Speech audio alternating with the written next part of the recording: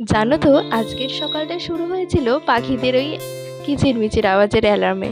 তো সকালবেলা ঘুম থেকে উঠে দেখি পাখিরা এখানে খুব কিচিরমিচির করছে। তো তোমাদের ক্লিপিংটা নিয়ে দেখাতে পারলাম না। তো তাড়াতাড়ি ঘুম থেকে উঠেই গেছিলাম আজকে, যেহেতু ভোর ভোর উঠে পড়েছিলাম।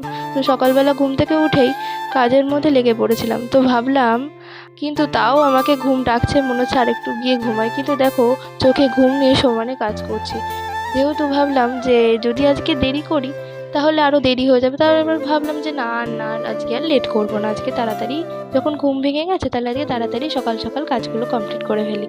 তো সকালবেলা উঠে আমার যা যা কাজ সেই কাজগুলো কমপ্লিট করে নেওয়ার পরে চলে আসলাম ফ্রেশ হয়ে চা খেতে। তো মা বললো চা খাওয়ার পরে যা স্নান করে নে। তো স্নান করে নেওয়ার পরে